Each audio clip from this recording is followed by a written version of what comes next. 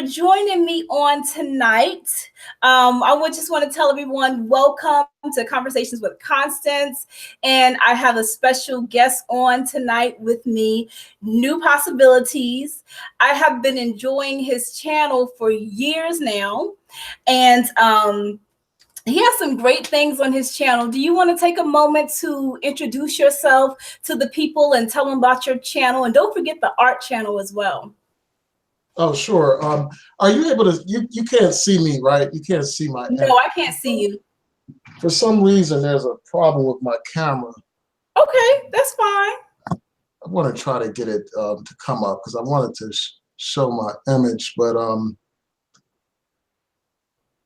yeah, I'll work through it as we go along. I have to, I don't know what the problem is, but yeah, so I have several channels. I have 2 channels called New Possibilities. I have 2 channels called I Declare War, and I also have an art channel. And I want to thank you again for inviting me to be a part of this Google Hangout. I truly appreciate it. You know, I look forward to this discussion. It should be a great discussion. You asked some provocative questions, so I'm really looking forward to it. And I love your channel. I want to let people know that your channel is one of the most positive, inspirational channels here on YouTube. And I really look forward to your content. It really picks up the spirit. You know, it has a great positive energy. And, you know, that's one thing that I really appreciate about your channel. It's like no negativity at all. And I love it. Thank you. Thank you. I genuinely appreciate that. I genuinely appreciate that. And I want to say that I love your art channel. And I will be reaching out to you in the future to do a piece for me. But I love the fact that you are an artist. So that's why I was like, okay, we can vibe, because he's an artist too. So so tell us about your channel, and also, how did you get into art? Well, you mean just to tell you about my art channel, or just? Well, just all, your channels in general, and then yeah, you can discuss the art channel as well. Yeah, I guess I'll start off with that. Like, in terms of art, I've always been fascinated by art. Like, I've always been into drawing, painting, and you know, just using that aspect of my creativity. It's just something that I've been doing for a long time. And for a long period, I actually stopped drawing and stuff like that for, you know, a variety of reasons. Like, it had been years since I had drew anything or painted a picture or anything like that. But then I took my daughter to a workshop at a museum, and that inspired me to continue with my art and stuff like that. So I got back into drawing and painting, and, you know, I created my channel, my art channel, so that I could showcase my work. Because I like to show other people my work and like to get feedback from people, because that like inspires me to keep going with my art. Like, I have to be inspired with art. So that's one thing that I've always done. Like, I've always been into art. And then like my channels that I have is just another aspect of my personality. Like, I'm really into politics. I like to discuss politics. I'm concerned about the plight of our people, African Americans and Africans worldwide. So I'm concerned about all kinds of political situations that impact us, you know, problems of police brutality, problems of social justice, a wide range of issues. So on my New Possibilities channel, I talk about those issues. And I also have a second New Possibilities channel that is dedicated to Black excellence. You know, it's talking about, you know, the accomplishments of our people. You know, often we hear a lot of the negative news about the Black community. We hear about violence and crime and different things. But on that other New Possibilities channel, I try to focus on the accomplishments of our people, you know, focus on the good that our people do, whether it's celebrities giving charity, or it's entrepreneurs, or people being pioneers in their field, being the first African American to do a certain thing. You know, I like to highlight that on that channel. And then I have a channel called I Declare War. And basically that channel is a debate channel. It's where I challenge certain views that are detrimental to our community, especially views coming from people who are African American, but who serve as mouthpieces for white supremacy and racism and, you know, far right agendas and things like that. So I use that channel to challenge those viewpoints. I use it to challenge misogyny and bigotry and self-hatred that manifests itself in a wide range of ways. So I use that channel primarily for that. And then I have another new I Declare War channel that does a similar thing, but more on a YouTube level. So like if I have interactions with individual YouTubers, that's what that channel is for. But and then also those channels are also dedicated to debating and challenging racist viewpoints, you know, white supremacists and all that kind of stuff. So yeah, that's an overview of my different channels. And before I got into doing my YouTube channels, like what I did is I had a written blog, and I still do my written blog. And originally my channels were just to be a means to advertise my written blog, but now things have reversed. So it's like my YouTube blogs have taken over the actual written blog. So I'm more focused on that. But yeah, so that's an overview of what my channels are about. Mm-hmm.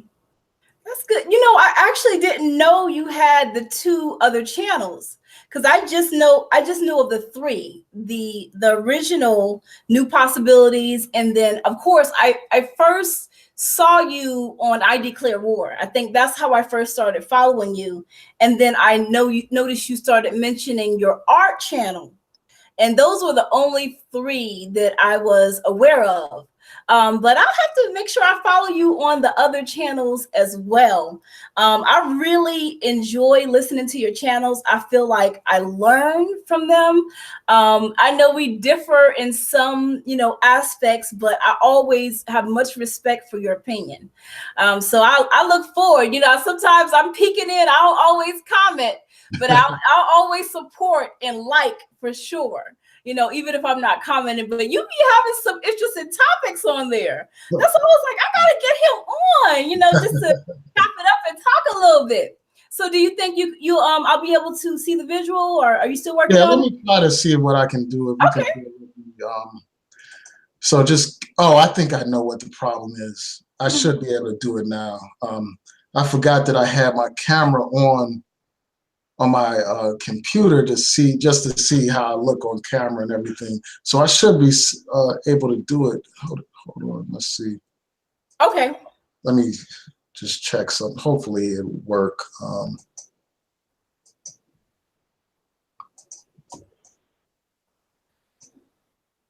Let's see if this works.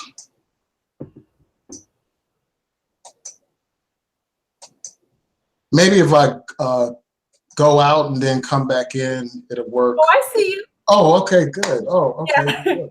Hey, hey. Good. I didn't want that thing up. I didn't want the picture up. Like so many people just do those pictures. I like to be live.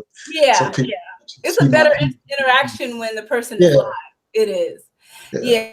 So I can't see anybody in the chat, but if someone could, I don't know if you can see the chat. I can see the chat. What you let me try to go to it right now. Do you know if anybody has commented? Because I don't know if I don't have it up there right. I'm going to show you how to pull it up. So in the bottom right-hand corner, the bottom right-hand corner. Okay.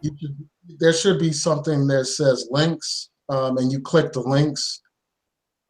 There should be a link at the bottom, like in the bottom right-hand corner. You should see a link at the bottom right-hand corner. Oh yeah, I do see links. I have it. So there's one link there. You highlight that link and copy it, and then you open up one of your tabs and put it there, and that way you can see your chat room. Okay. Oh, I didn't know that. Okay, so it's do I copy the first one that says YouTube page? Right. Yes. Okay. The one that says YouTube page. You copy that one that's in the bottom right-hand corner, and then you put that up, and then you should be able to see your chat room, but you need to mute the audio for it. Okay, I'm gonna do, because I was wondering, I was like, I can't see, and I was talking to people and asking them if they could see it, and so I just copy that link and put it in. Right, and just go online. Okay. So do you see it? And you just need to turn down the audio so it won't echo. I just muted it because I wasn't seeing. I didn't know if anybody had commented previously. I was talking to people. Okay, now I see it. Now I'm on my YouTube page in the chat. Okay. Okay, so we're good to go. Oh, I see. Okay, so there were people in the chat, and I couldn't see it the whole time. Let me just acknowledge these people really quickly, if you don't mind. Yeah, sure. Yes, so thank you, M1 Studios, Vaughn, for joining, and Water Sniper, and also Randy, and also Cece. Hey, love.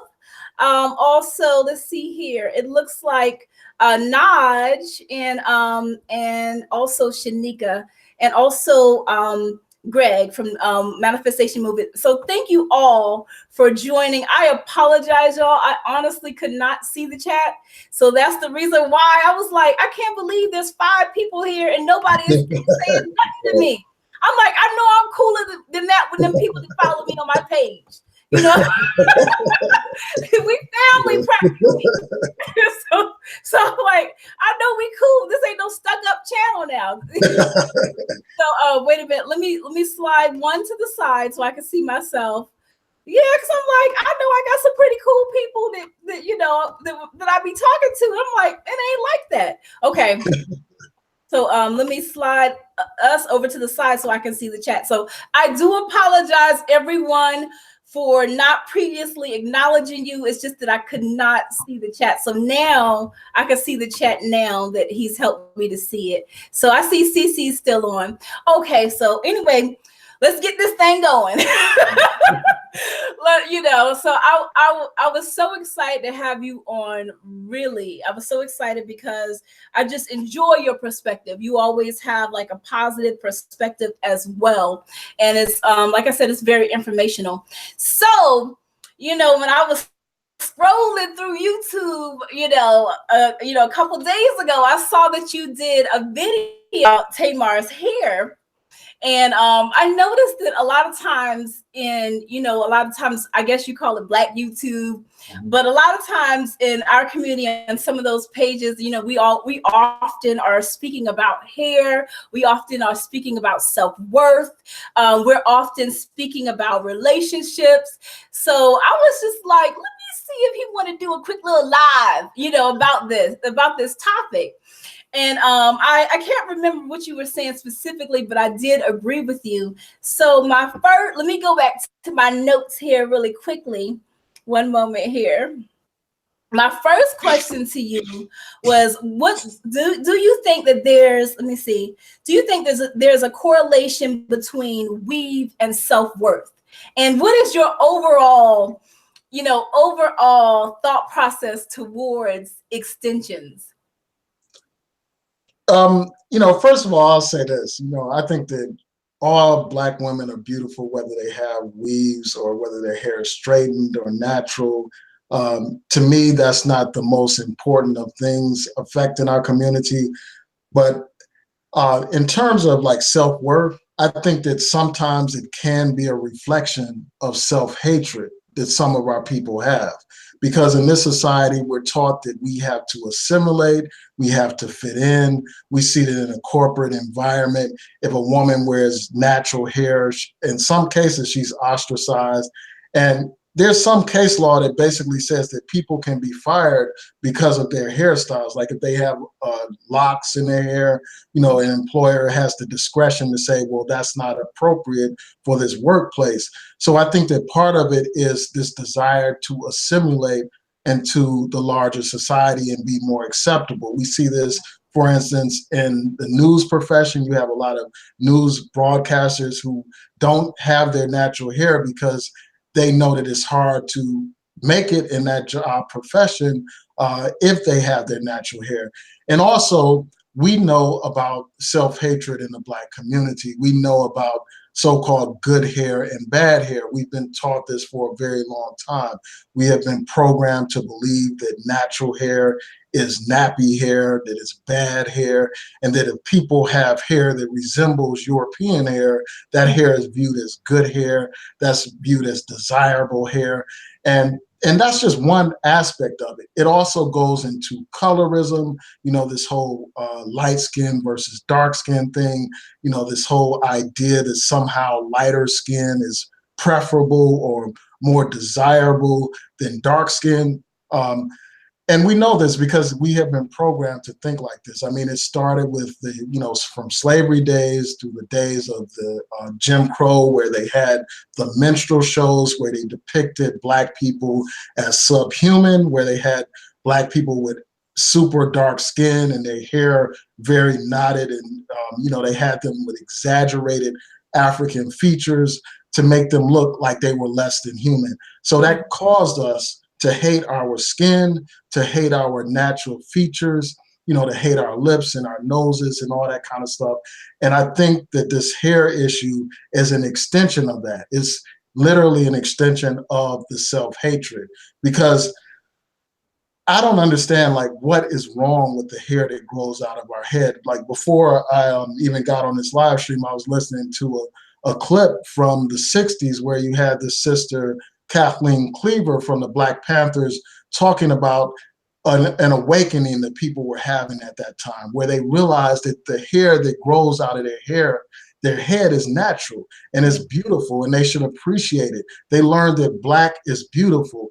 And it also reminds me of what Malcolm X was talking about. He was talking about how we have been taught to hate ourselves. He said, who taught you to hate the texture, your hair texture? Who taught you to hate your noses and your face and all that kind of stuff?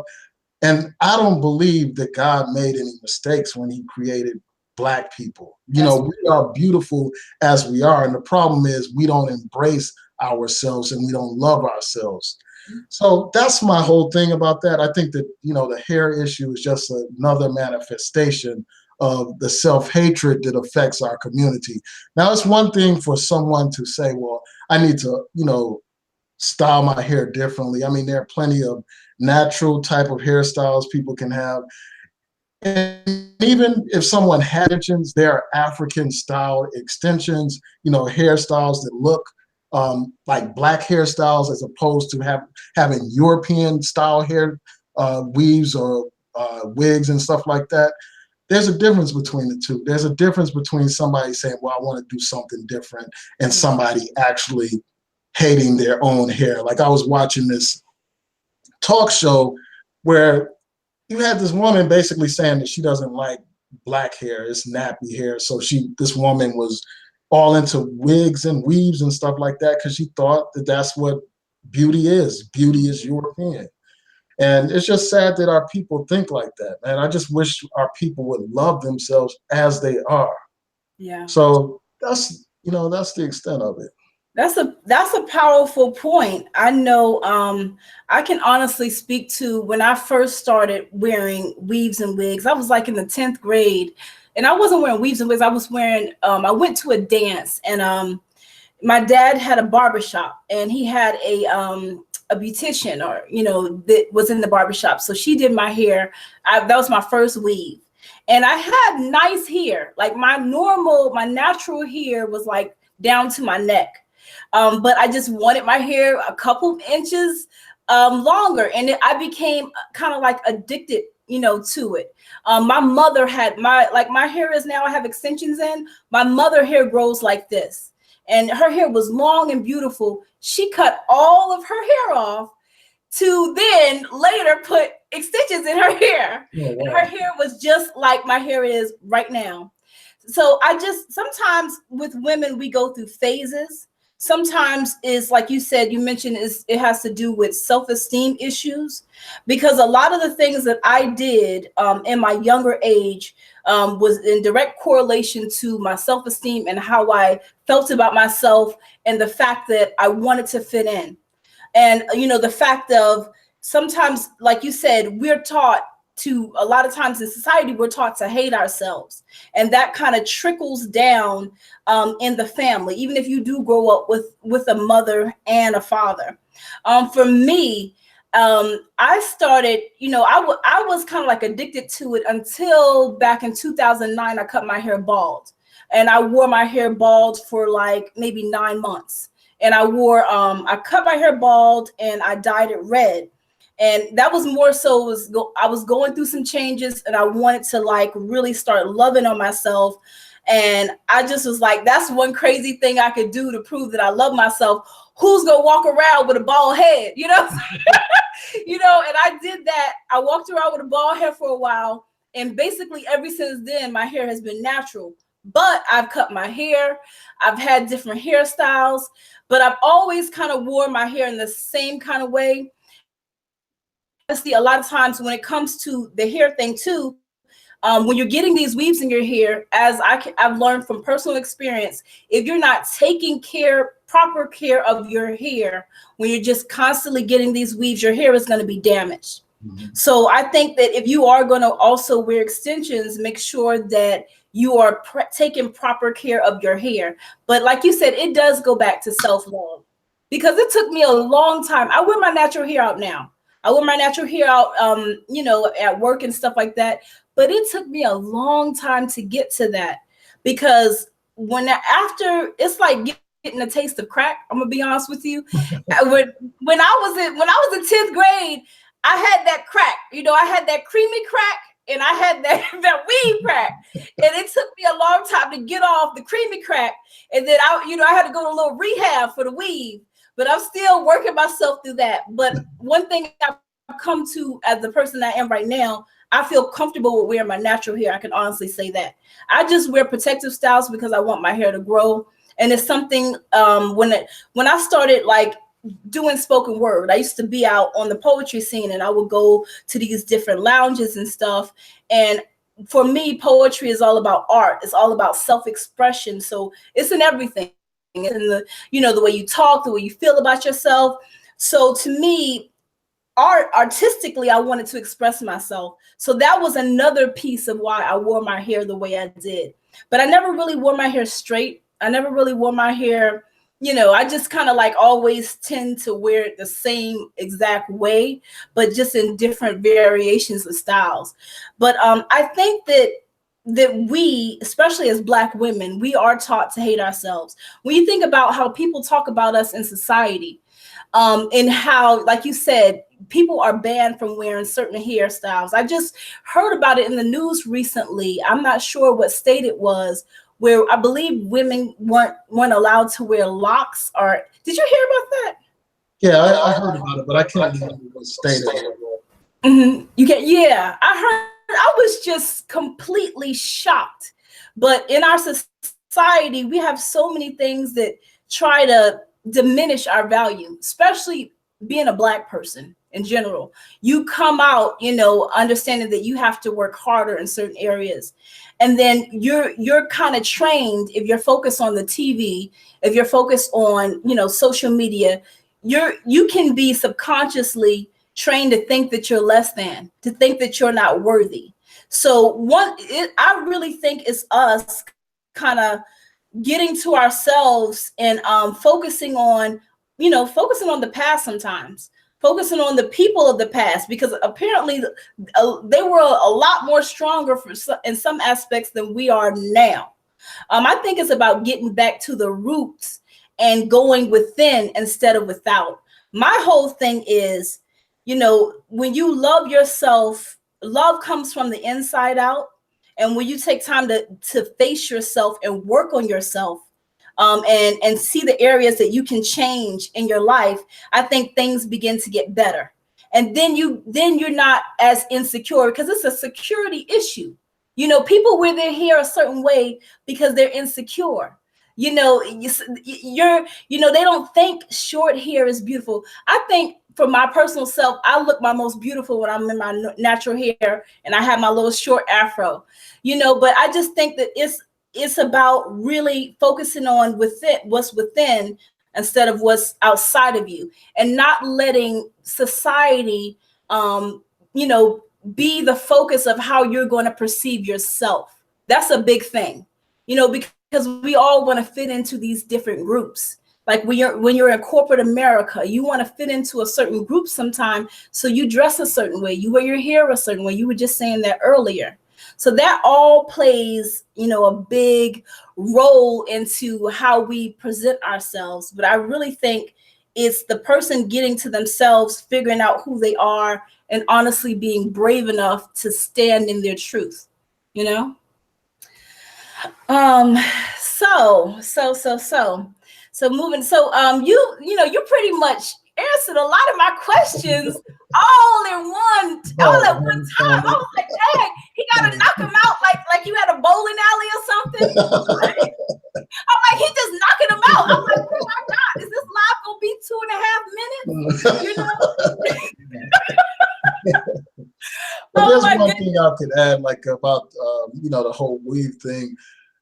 You were touching on like the need to maintain your hair, like even if someone uses these protective styles. I mean, and one thing that's of deep concern is like a lot of women actually lose hair as they constantly wear weaves and stuff like that. It can damage the hair. Like they have alopecia and stuff like that. Some women suffer from that as a result of wearing weaves and extensions. And it's like, why should the sisters put themselves through all that kind of damage and stuff like that just so that they can wear somebody else's hair? Like a lot of times the hair that they're purchasing is not hair that resembles African hair or black hair at all. It's like hair from India or hair from other foreign people. So you're actually paying to have somebody else's hair put over your hair. I mean, you're literally covering up yourself with somebody else's image.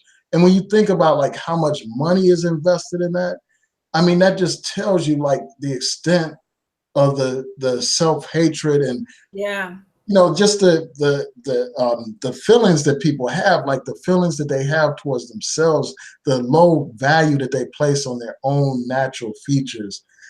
And it's just profound, like being wanted and desired, because society tells you that you need to look a certain way in order for you to be desirable.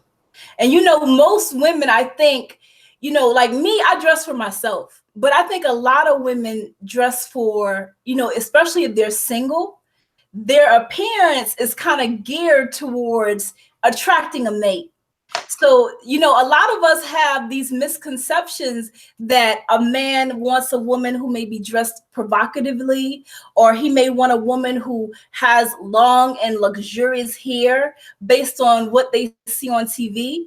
But I found, like in my personal life, that men tend to want a more natural looking woman. Like I know my brother, his wife, she has beautiful hair. Her hair is naturally long, but he told me, he said, I would prefer a natural looking woman. I don't want a woman with all that makeup on her face and, all this crazy, weave her hair and stuff like that. And I think because we have a misconception, women have a misconception of what men want, I think therein lies the problem.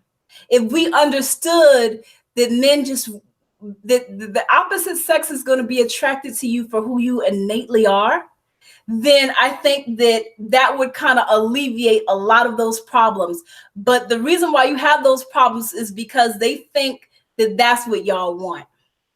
Yeah, unfortunately, part of the problem is that a lot of men do like that. A lot of men, some men, they have this idea that a woman who resembles a European woman is a beautiful woman.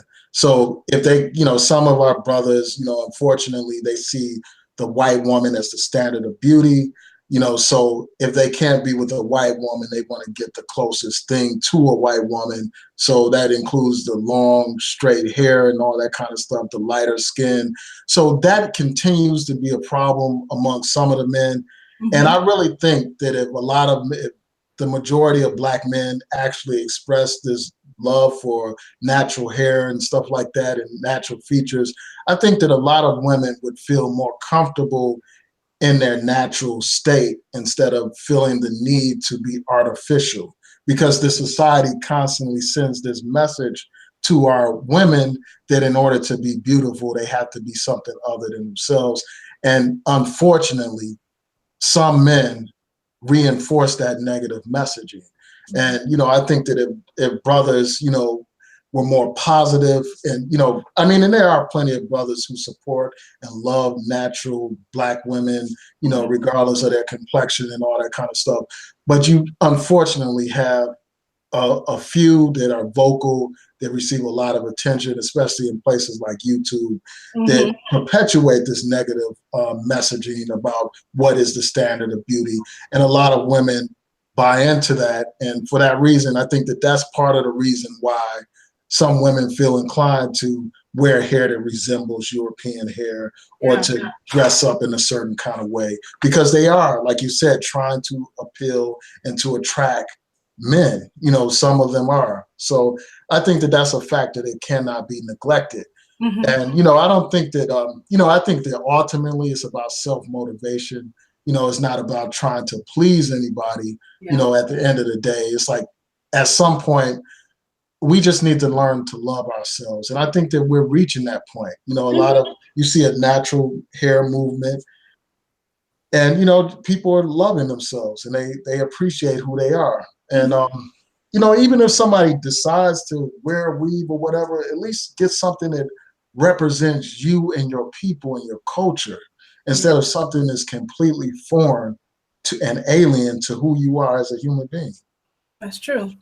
I completely agree with everything you said. I know that someone in the comment manifestation movement, Greg, said real men want real women, point blank in the period. That is true. They do. I think that that's a point. That's a great point. And I also think that if a person genuinely loves themselves, then I think that they will attract that genuine love, no matter what kind of hair they have on their head. But you are absolutely right about, wearing, I used to do that sometimes too when I was back in college, wearing straight hair and just different things. And we go through this phase because I think it stems from the home. From me, like my mother, a very beautiful woman, but because her self-esteem was low, she didn't know who she was. I kind of took that on. So I had to learn to love myself on my own. And because a lot of times we're not taught that, and they're not, your parents may not be taught that, then it's harder to embrace yourself. Then you have to go through a lot of trial and error. But the sad thing about it is these women that are dressing provocatively, that are wearing the makeup and, all this extra hair. I can't be talking now because, I got some extra hair in right now too, but these women that are doing that, they're going to attract the wrong kind of man. So it's like you're going out of your way to look a certain way to possibly attract a certain kind of guy, and you're going to attract exactly what you don't want. I think everyone in this life comes to a point where they have to decide to face themselves and to dig deep within themselves and to find the beauty within versus what's on the outside. And then when you start working on that beauty that you have within you, then those things begin to manifest on you in the physical. And then you're not so caught up. You don't need, if you want to put some weave in your hair, you can put some weave, but you don't need it to make you. I think that's where there's a fine line. If you're using weave, makeup, and all these things as a mask for your insecurity, that's where that needs to be addressed.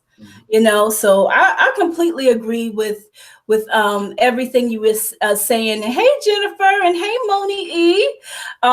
Yes, because I know for me, even I don't know, it took me a long time to even though I still wear hair, and I wear my hair, my normal hair off and on, my natural hair off and on, and I wear it. But for me, it's more so about like growing out my hair. And I still take care of my hair under, my extensions that I have in. It's you have certain protective styles, but I do think that it is important to just be okay with who you are without all of that stuff, without any makeup, any hair, because at the end of the day, an insecure person is going to attract an insecure person. I don't care what you have on. I don't care how much money you make. I don't care, what arena you're in. If you are full of insecurity or full of different things that you haven't addressed within yourself, of course, that's exactly what you're going to get. Mm-hmm. And then it goes back to exactly what you were saying, learning to love yourself from the inside out. So how does one do that? you take a woman that may have been, she grew up all her life per se, and she didn't know how to love herself. She's still wearing this weave. She's still wearing provocative clothing. Where would you say, what would you suggest as a man, that person, that person begins to, how can they begin to address whatever issues they have so that they can kind of be free of those things?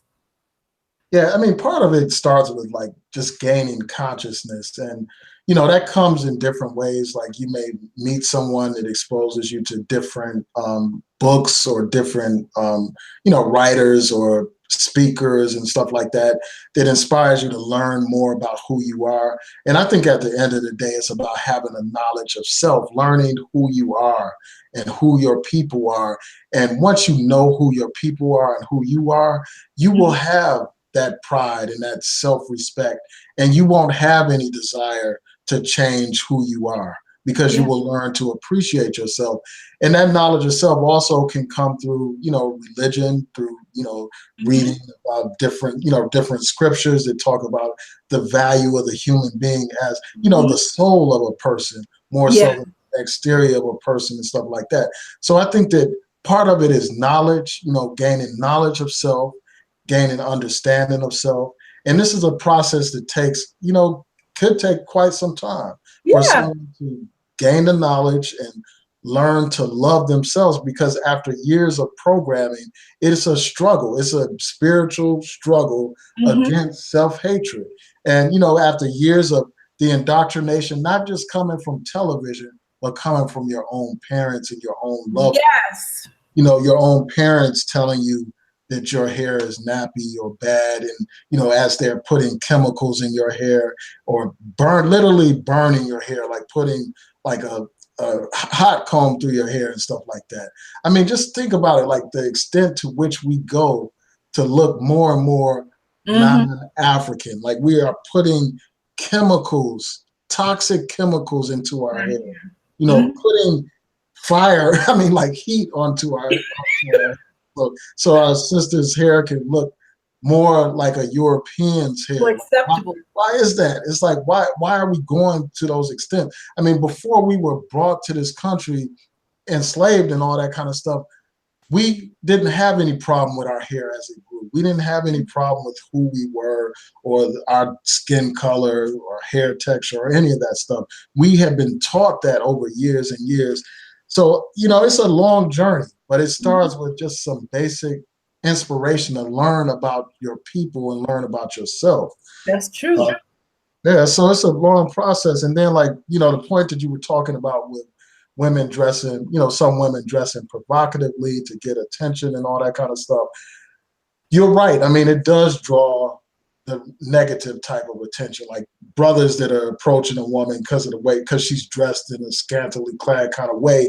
He's not approaching her as, as a man trying to get to know this person as a human being, or Yeah. getting to know what her values or her culture is about. He's approaching her from a lower level, Yeah. from a lower frequency, a frequency based on, sexual desire, lower desires and stuff like that, instead of the mind, the character and the soul and all that kind of stuff. So, I just think that that's part of the problem with that. In today's society, that's what they promote. They promote like instant gratification. They Yes. promote, just doing whatever is necessary to get attention. We see that there's like a society that promotes narcissism, where it's all about being self-centered, getting attention and all that kind of stuff. So all of that feeds that. And when you have a knowledge of yourself, like there's no need for you to dress like that, or to That's feel true. you need to have all these barriers put up in order to feel good about yourself. Like, put all this extra stuff on you, Yeah. instead of just appreciating who you are and loving yourself. That's true. That's absolutely true. Because I can tell you, like, the road to finding myself was hard, and it was like an inside. You gotta do the work from the inside out. And I mean that's basically what it is. You have to do the work for the inside out. And I don't know, I forgot what I was about to say just now. But I was just so like, wow, you were hitting on some great points just now. But that is so true. I mean, I think that's why you have so many broken relationships. You know, you got two broken people getting together, and what you said about instant gratification, you know, instant gratification is so not worth it. It's so not worth it. And these relationships, and I think a lot of times with these relationships, they're built off lust, or like you were saying, or they're people are not really taking the time to get to know each other. And then now everybody's wondering, like, well, why we have so many broken relationships? But you don't even know yourself. You know, I'm 37 years old, and I thank God I'm not married yet. I thank God I'm not married yet, because I didn't get married before this time in my life. And I say that because I didn't know myself.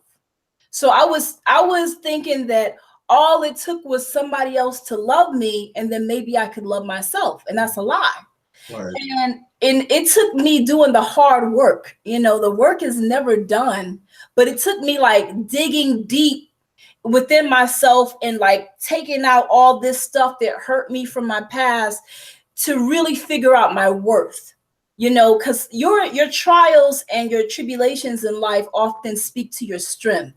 And when you can lean to that strength and lean to our creator, I mean, it really opens you up, like you said, to knowledge of self, to who you are as an individual. And that knowledge of self will help you be more at peace with yourself, where you're not going out and trying to find something else outside of yourself to make you at peace. I thank God for it, because I realized that if I had gotten married at an early age, I would have sabotaged my marriage due to low self-esteem, due to all kinds of past issues, unresolved issues within myself. So I think our creator for the long term, you know, for still in the process of doing that hard work, and in that process recognizing my value. Because now that I see my value, like people come into my life trying to date me and stuff like that, and I'm like, no, no. And I know, because of the type of person I am, I pick up on vibes really well. I almost know instantly. You know, it doesn't take me like, you know, sometimes it takes a conversation with a person for me to know, like, no, this is not somebody you want to be involved with. So I thank God, because we all need to continuously do that self work, you know. And it's okay to kind of like, I feel like it's okay to want to mate, but you shouldn't want anybody more than you love and respect yourself. And that's why those relationships are kind of, you know, like when I look at where we're at with the relationships in our society, especially our Black relationships, and the marriages that aren't lasting, and then like the broken homes, like what's your perspective on that? Yeah, I mean, I think that that's a major problem. You know, and it's a problem that even if you start out with great intentions, I mean, even though you are aware of the problem, you Mm-hmm. can still be a victim of the problem. You know, like for instance, myself, like I was married, like I got married real young, you Mm-hmm. know, like while I was still in law school and stuff. And I was married for like 10 years, you know, over 10 years. Yeah. And I ended up getting a divorce for, you know, a wide range of reasons. But, you know, going into the marriage, you know, I was like, you know, I never pictured myself getting a divorce and all that kind of stuff. I always, you know, had this image in mind that I would be married for the rest of my life and, you know, live happily ever after and all that kind of stuff. But it's like life happens, like things happen in life that you don't anticipate. Right.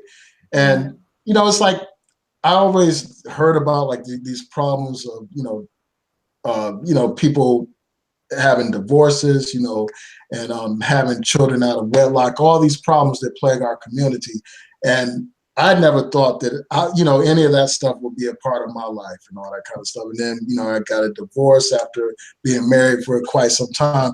So this is an issue that affects all of us. You know, it's an issue that impacts our community, especially like, for instance, given the fact that so many of our households are single parent households. Like there's like a 70% rate of, you know, children born out of wedlock in the Black community. we see the erosion of the nuclear family. And I think that that has a devastating impact on our community. The family is the nuclear, the center of the community.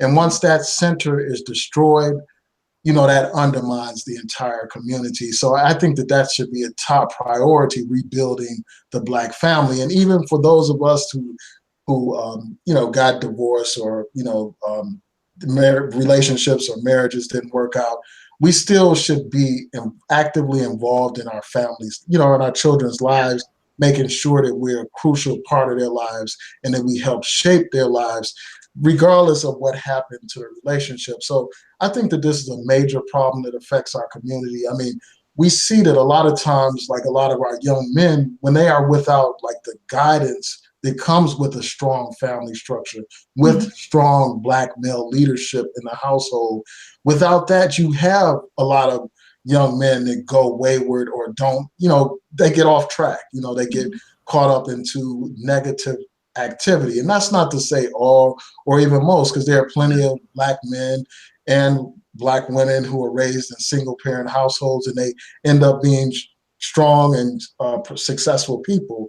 But too often, many of our young men and young women, for that matter as well, they get off track because of that lack of a strong foundation. And I think that that needs to be a top priority, like rebuilding Black relationships, like rebuilding Black marriages in our community. And it's like we live in a culture that no longer focuses on marriage. It's a culture that promotes a player mentality among the men, a culture that promotes like looseness among the women. It is a culture that is set up for self-destruction. And unfortunately, the popular culture that we see in the music and television promotes things that are not healthy for family life. So this should be a top priority, and I'm glad that you raised this point. I have a question for you. So for me, I've often been kind of idealistic when it comes to relationships. I'm kind of thinking like, oh, this person, they seem like a good person and we're in line spiritually and, this is going to work out, right? So, well, I was maybe 2000, I guess, 12, 2000, no, 2015. My last boyfriend asked me to marry him, but he was great on paper, but our relationship wasn't lining up. For someone who's been divorced, what do you have to offer? What advice do you have to offer someone who has never been married? Like, what should be the defining things that would keep a relationship together when you see things going south? Because a lot of us come into it thinking that, hey, we love each other. Like you said, you never thought you would be the person that got divorced. You never thought that you would, that would happen to you. So what advice do you have to someone who wants to be married and and they're going to come up with they're going to come up against those hardships in their marriage? What would your advice be? Yeah, I think at the core of it, it comes down to like communication and respect. I think those are two of the most important things in a relationship, like having genuine respect, being genuinely concerned about the opinions or the feelings of your partner.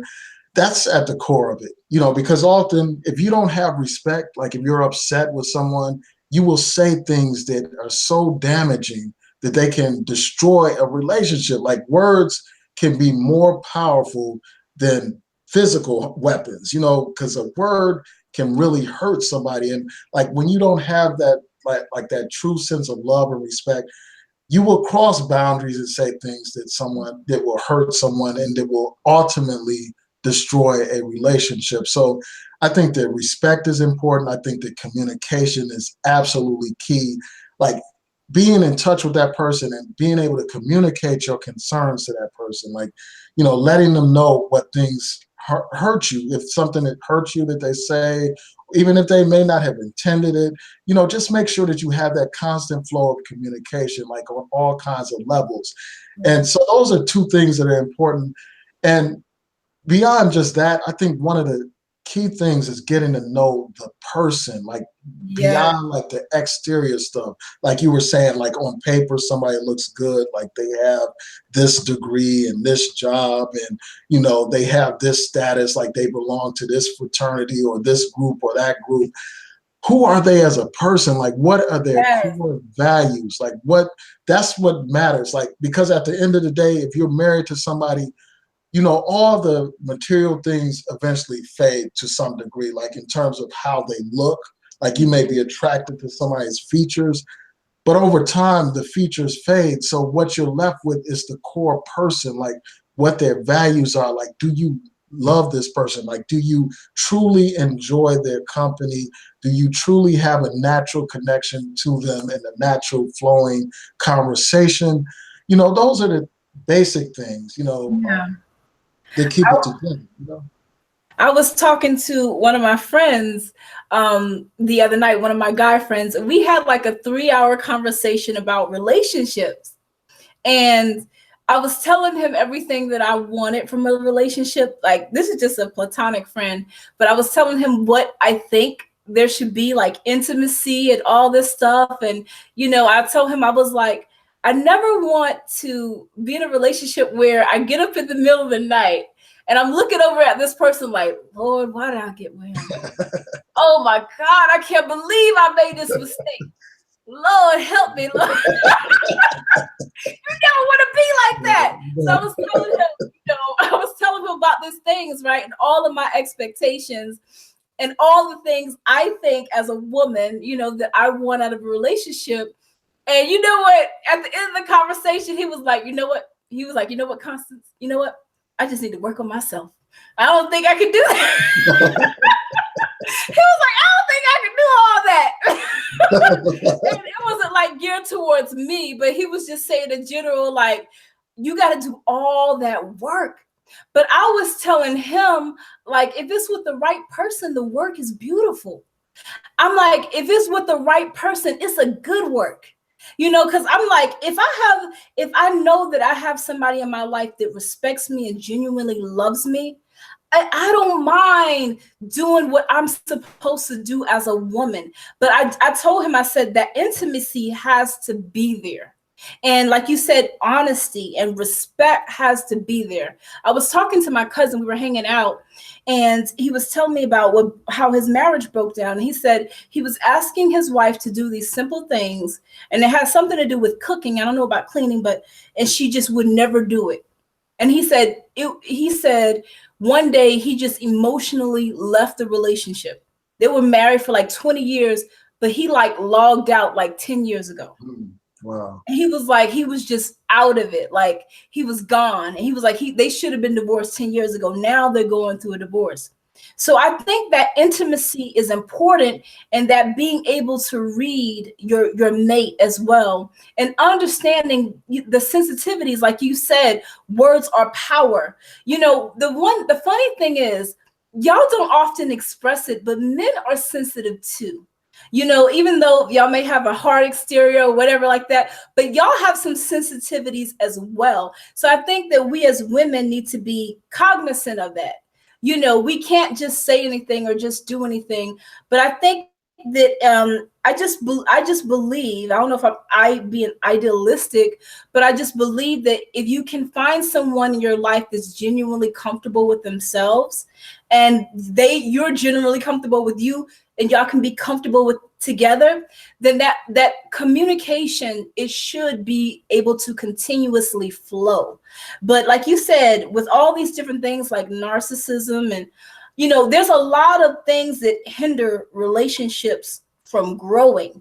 You got the ego, you got the cheating thing, and that's what I think, like, that's, to me, it's just, that's kind of crazy. Like, people being with a bunch of different people, to me, that I just find that a little wild. But I'm glad you gave me that advice, because that's a long lines what I was already thinking about relationships. But I was thinking, like, okay, I know things aren't going to be perfect, but my cousin said that he was also extremely happy and very in love when they started their relationship. and it started to break down. So I think that intimacy and, like you said, that communication is so important, because it's going to have an effect on children. It's going to have an effect on every arena in the relation and, in life, period. So what do you think about what's out there today? What is out there as far as what you see in the dating world, or you see in the people that may be available? Because to me, it seems like people are because we have social media, people are easy to like compartmentalize, or not just, I can't just blame social media, but people are just compartmentalizing all different kinds of things these days. So it's easy for someone to give you a piece of them rather than the full, who they really genuinely are. I find that when some people that were trying to talk to me, I found them to be kind of like, here, I'll just give you this piece. So I was like, nah, I don't want that piece. If I don't give you the whole thing, and this is a good thing, I don't think I deserve a piece of nothing. So you were talking about conversations, like certain things. I guess they're like red flags that go off when you have a conversation. So can you tell me, like, what are some of the things that set you off where you're like, I'm Xing that person out, like they're not the right person or the right fit? So I was two guys a couple of months ago. I'm getting a little feedback.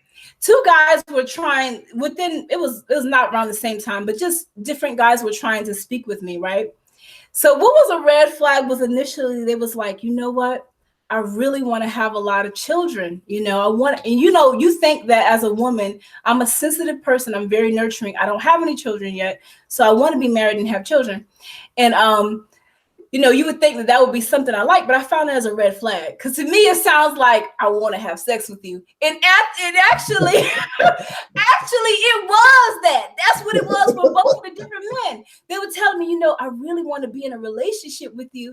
It's a red flag if we just met on Thursday and you trying to be in a relationship with me on Friday. No, brother, I do not believe that you really want to love me. I don't think you really want to know my heart, okay? You might know some other parts, but it ain't my heart. So I'm like, I think that people are flaky. So you got these people who say that they really want to connect genuinely with someone. I really want to get to know you, girl. Let's go do this. Let's go do that. But you don't, they only open up a part of themselves, or they have a certain agenda.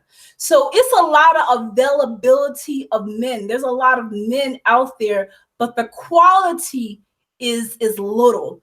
And I don't feel as a woman that I should be out. I'm never out looking for a man, but I'm always hoping that a good man just dropped by an area that I'm in, and maybe he can ask me for my number, and maybe he just might want something more, that some loving or something. Let me stop. No, but I'm just saying, like, the red flags were wanting sex too fast, wanting to get in a relationship too fast, being flaky. I'm a person that's sensitive, so it's easy for me to pick up on, to read people, I would say, even though I don't always let people know I'm reading them, but it's easy. So when it's just things people say, it's like I could feel, this is getting a little on the spiritual side, but I can feel different energies. So when sometimes I can understand what a person is going through, even when we just met. So that's kind of like a turn off as well. So I think just basically people coming at women for the wrong reasons. I understand that you have to be physically attracted to somebody, but I think people these days just aren't honestly willing to do any hard work to develop a relationship. I've had men tell me, I told them, people that I've just, spoken with kind of sparingly, and, they were just trying to get to know me. When I told them that, like, I basically, I'm not available sexually, they don't want to, they don't want to, they already cut me off. If I was on the phone, sometimes I get a click. So it's like, if you tell somebody that, it's not going down, then it's a problem. And it's like, Lord, is there really somebody who would just want to respect a good woman? Because I think anything that's good you're not going to get easy. And a lot of people just simply don't want to do the hard work. Yeah, that's true. Mm-hmm. Yeah, especially like in an environment where there's so many other people that are a part of that agenda, like they don't have any problem like being the easy one to get and all that kind of stuff. So it makes it harder for people that are more like disciplined and all that kind of stuff, that are more like about a certain type of morality and stuff. It makes it harder for them. So like, what about like church? Like, do you think that it's different like in church life, or like the people that have those same values, or are they just pretending a lot of times in the church? Like, do they have the same type of agenda, like from your perspective? Well, I have a lot of people that follow me that go to church. You know, I'm not a church goer right now. I have nothing against church. I had to come out of the church to really develop a relationship with the Most High. But I will be going back into church. But let me tell you, the churchmen are worse than some of these men in the clubs, okay? The churchmen, some of the men go to church just to find a woman, but not a wife now, a woman, mind you. And you also hear about pastors too. You hear about like I mean, it's crazy. Like a lot of the men, a lot of the churches that I've been to, and you know, a lot of people, I think people are just people. So I think at the end of the day, yeah, people go to church, but a lot of times people in the church aren't necessarily spiritually connected to the Most High Creator. So they're there for their different agendas. They're there for cultural reasons. So they're there for different reasons and not necessarily to develop that genuine connection with the Most High. So, and a lot of times there's a lot of single women in the church. So there could be like 10 single women in the church, you know, 3 or 4 single men in the church. And then, you know, these men, out of these 10 women, 10 of them all want to get married. 10 of them all heard from Jesus last week that he was going to send them their husband. And then so it's kind of crazy because these men, they see this as an opportunity a lot of the times to manipulate and be players as well. So I'm not saying all of the men, of course, common sense, all the men in church aren't bad. But I don't look at church per se as a best place to find a mate, because I think the person has to be to a certain place spiritually with themselves. You can go to a spiritual place, but that doesn't mean that those people are really spiritually connected. That's what I have found when I've been in church, you know, and people, I used to say that to myself when I was younger. Yeah, I'm going to find my husband in the church. My husband's going to find me in the church. And there was a couple of guys that I've dated from the church, but, you know, my husband wasn't there. I think that you have to, when it comes to dating, I think you have to be, or it comes to getting to know or courting someone, I think you have to be open-minded. A lot of times we're in our shell and we only go to this certain place. You only hang out on this side of town. You only know these people. That's the problem. People aren't open-minded. You know, you got to start getting out, going to art exhibits. You got to go to places you never went before, and meet different people, because oftentimes the person that may be best for you is someone that's completely different from you. And people don't want to deviate out of their little area, which hinders them in terms of finding a mate. Your mate might be in the next town over, but you don't know that because you've never gone there. Mm-hmm. So I think we have to be kind of open-minded. And when I say that, I wanted to ask you this. So I see, you know, it's a big thing. You know, I see you always talking about the swirling and everything, right? So my question to you is, what if a woman genuinely cannot find a person that she can relate to, or she can develop a healthy and happy relationship with within her race? You know, so what if that opportunity just somehow isn't there for her? What would she do? What is she, you know, would you judge her for that? No, I don't judge people as individuals. Like, oh, I think there's an echo. Let's see. Okay. Yeah, what I was saying is that I don't I'm not into judging them as an individual. Like somebody that happens to fall in love with someone of another race, then that's quite a different thing than what I've been criticizing. Obviously I would prefer that that we love ourselves and we have Black love and Black relationships, build the Black family. But I understand that there are situations where people may happen to fall in love with someone from a different race, Okay. and that's not something that my criticism is focused primarily at. I know plenty of people who are in interracial relationships. I have family members that are in interracial relationships. I have co-workers in interracial relationships, and I don't judge them. Like, I'm not like hostile towards them or anything like that. My problem is this. My problem is when you have a situation where you have people that openly say that they're done with Black men, for instance. Oh, They say that they don't want to deal with any Black men. And instead, what they want to deal with is solely white men or some other non-Black man. I think that that is a problem. I think that that's a manifestation of self-hatred. it is. So a lot of times these people, they're not talking about somebody's character. Like, really at the end of the day, um, what they're doing is they're placing a white man on a pedestal. They're idolizing a white man while at the same time they're denigrating their own Black men. You have situations, for instance, where you have YouTubers who are saying, um, hold on one second, I have to take this 1 second. Okay.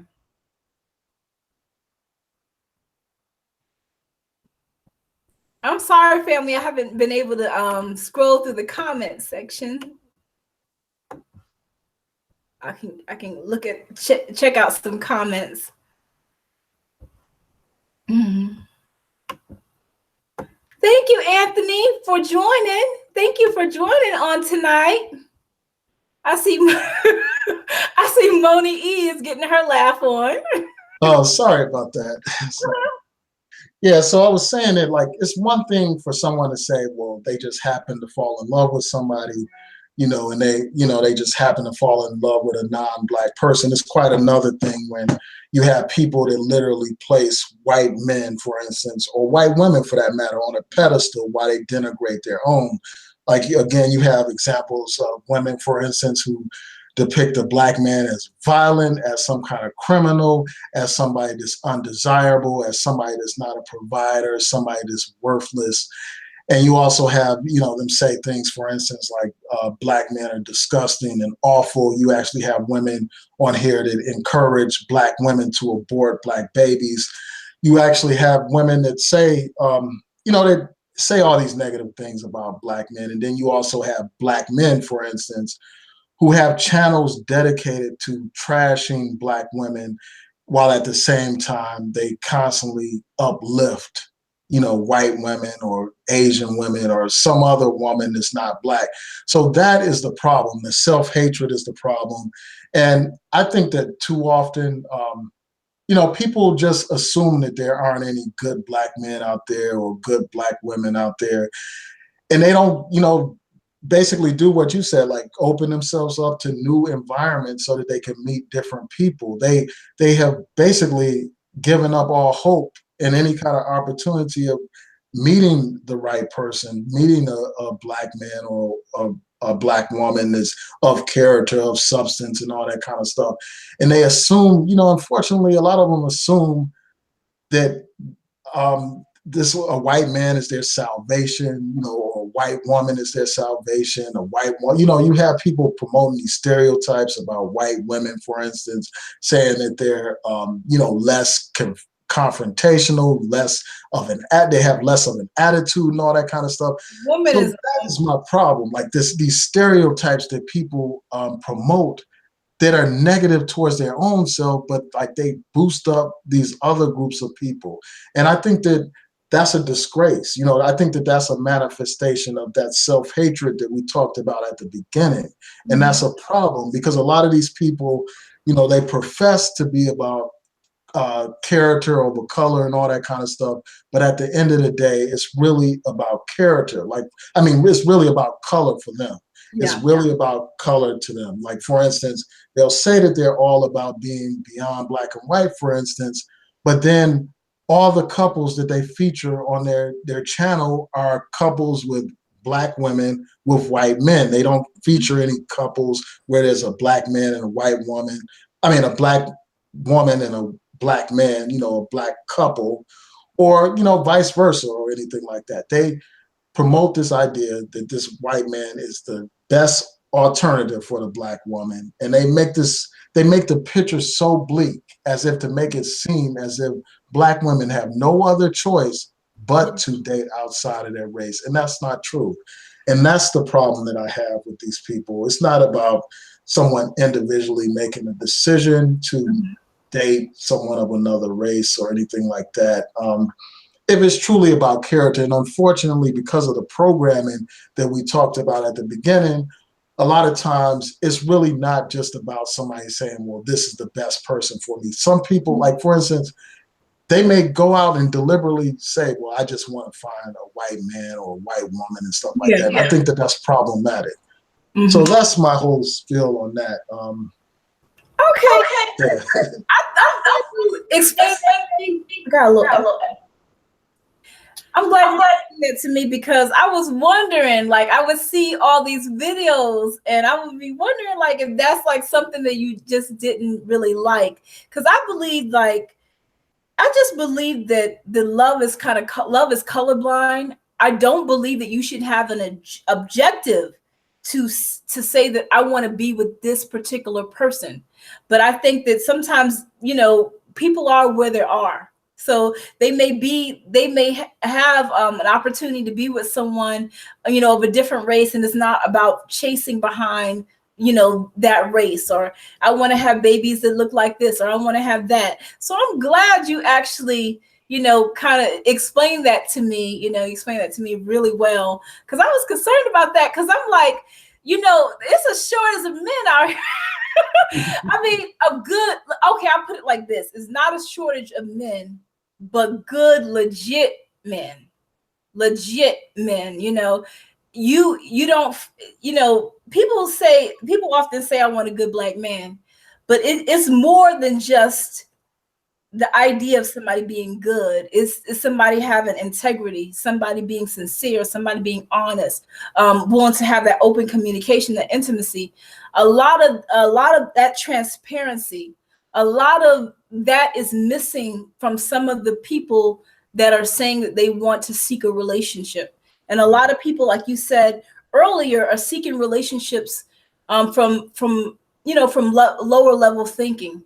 Whether it be lust, is a lot of times is superficial. So to weed out that, that so-called, person that's going to be good for you, to find that, that really, to me, has to be a blessing from the Most High, because in this world that we live in, it's easy to get matched up, or to go on a date, but to find somebody who truly has integrity, that is rare.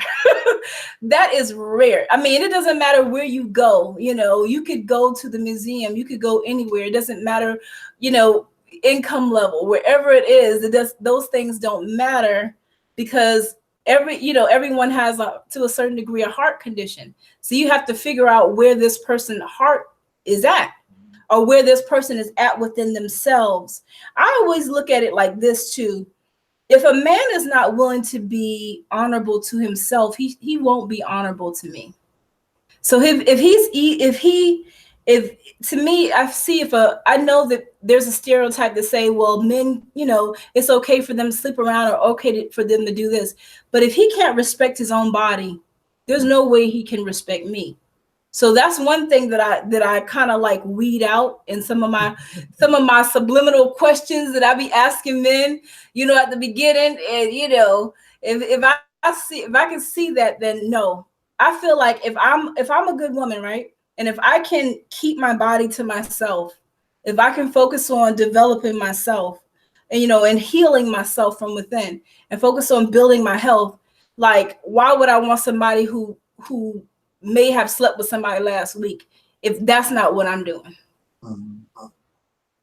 So that's the way that I see that. So let me ask you this: all of these conversations, do you think that they're actually making a difference? Like like even the conversation we're having now. I've listened to plenty of hangouts, about relationships and, in all these different things.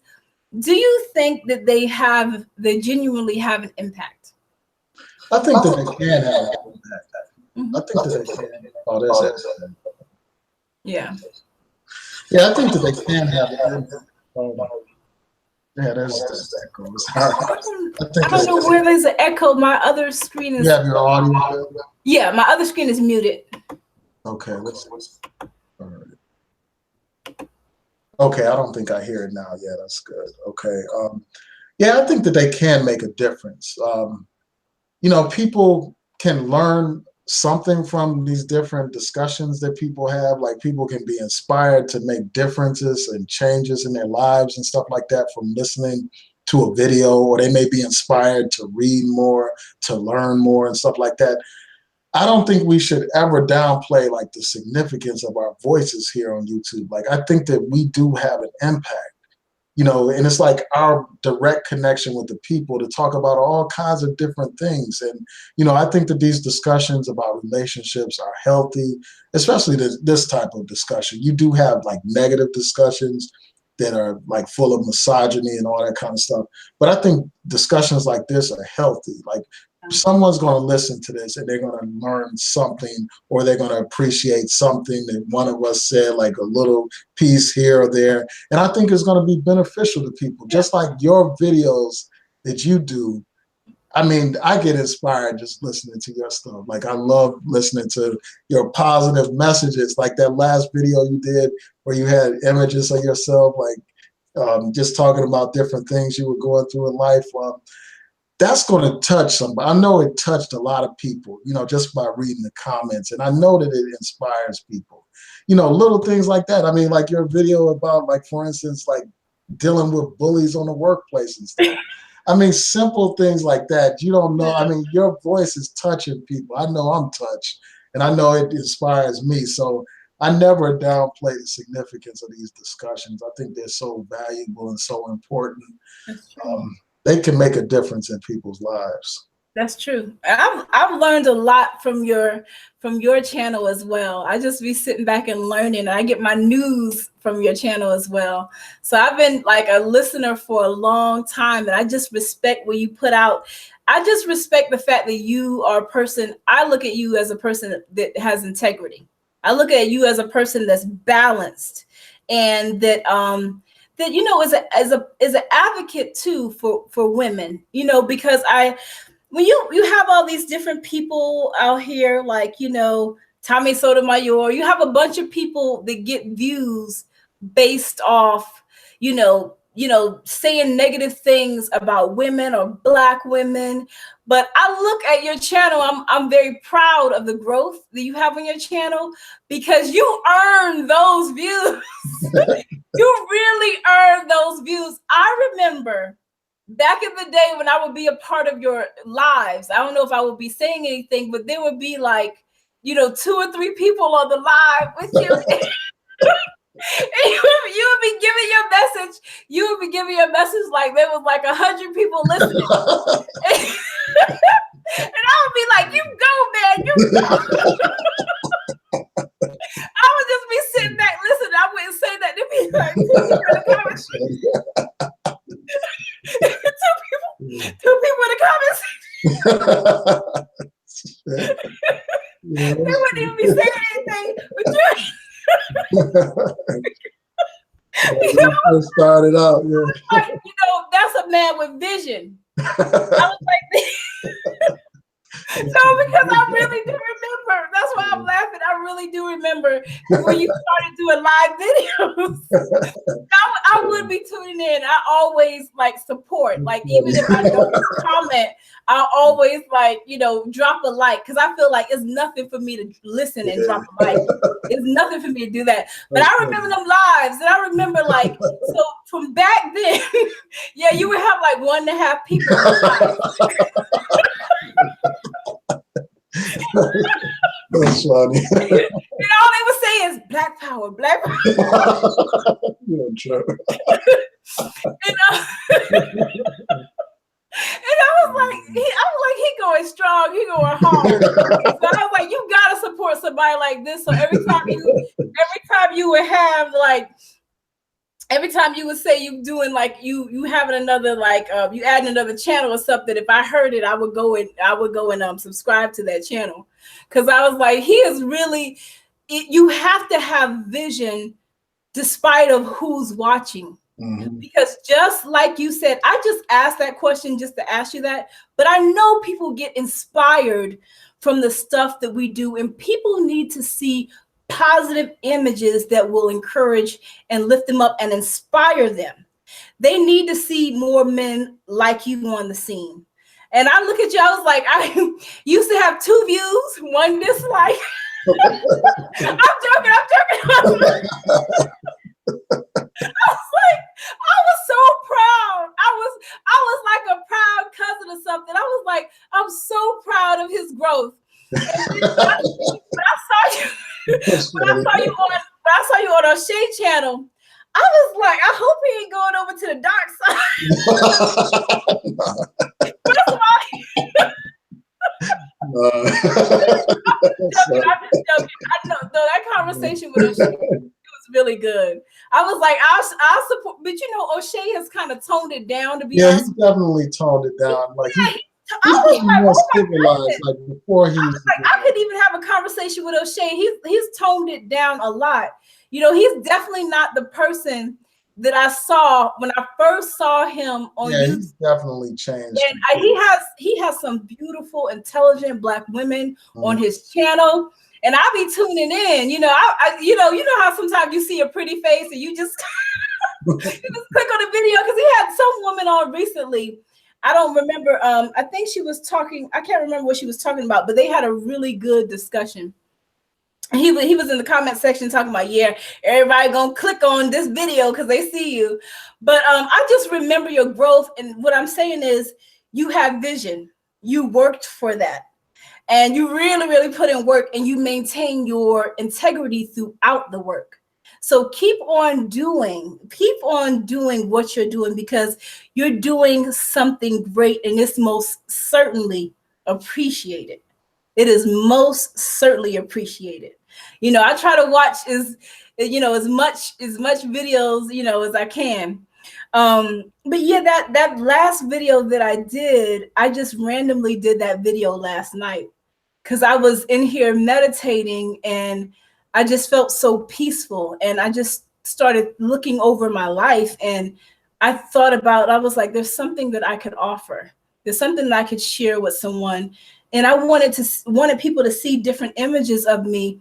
I don't think what I think about in terms of this is kind of switching the conversation a little bit, but I think that what I wanted to show people more of is who I really am. And I think it's good for them to see success, but it's good for them to see you go through that journey. Because I'm going to start opening up my channel, you know, talking about more so my weight loss journey, and doing maybe a video a week about where I'm at and where I'm going, because it's not about what happens at the end, but it's about fighting through that journey, you know, during the midst. You get what I'm saying? It's about that process, not necessarily the end result. So I wanted to, I just had that on my heart, because I know that someone could listen to that and could relate to me. And I used to think that I had to be a certain way. I'm a believer in the Most High. I'm a, believer in the Bible. And I thought that I had to be this uptight person, you know, and only say certain things and watch my words and stuff like that. And then I'm just like, no, let me just be Constance, because I'm not uptight at all. You know what I'm saying? I'm not like, you know, I don't have to be a certain thing for people are going to love and embrace me for who I am versus who I would portray myself to be. So I feel like the more honest and the more sincere, the more vulnerable I am with people, they're going to gravitate to that. And if someone may be struggling with their self-esteem, or someone may be struggling with their self-worth, they can get inspiration from me, because I used to struggle with that, but oh man, that was a good laugh. That was a good laugh by them two people, but I know you remember. I know you remember your comment section. Yeah, I that know was you a remember long them time ago. hangouts, them possibilities. I know you remember. Because I just used to be looking like, ooh, I hope somebody says something. I just be like, I hope somebody says something. Say more than Black Power, please. That was way at the very beginning when I first started doing it. How long have you been doing YouTube? I can't. It's been a while. It's been a minute since I've been on here. Like when I first started, like I didn't post regularly, Yeah. and I just like I think in the last couple of years I've started to post regularly, and with that comes momentum and subscribers and views and all that kind of stuff. Yeah. And that would be like one of the things of advice that I would give people who want to start a YouTube channel. Like in order to build it, you have to you got to invest in it. You got to invest a lot of time in it, because if you're just on there like every now and then, you're not going to build your audience the way you want to. And that's like early on, I didn't really. I mean, to some degree, I take it more seriously than I do now. Like before, like I would just post whenever I felt like it. Like I would post like if something came to me, like I had an inspiration to do something. But as you post regularly, you get more of an audience and stuff like that. So I've come a long way since what you're talking about. I must have been following you for a long time, because I remember. I must have been following you for a long time, because I remember it'd be like 1.5 people in the live videos. So I'm just messing with you, because we got 5 people in here now. So I'm just messing with you. They're gonna watch the playback though. Yeah, they will. They will. Yeah, but unfortunately, I'm gonna have to go. I have to. Yeah, that's fine. It was been great. It's a great discussion, and I hope we can have more of these. I plan on, once my live streams come back up on my New Possibilities channel, I plan to continue our discussion. So look out for that. Like look out for an invitation. But I truly appreciate you inviting me a chance to share my views with your audience. It's been a great discussion. Yeah, it was a great discussion. I'm so glad you joined me on today. I didn't go through all the questions, but we had an awesome discussion, and I know that people learned from it. So thank you for joining tonight. Thank you, family, for joining. I see Randy is still here. It looks like Moni is still here. Thank you, beloved family. Peace, everyone. Take care and have a blessed night. Peace. Peace.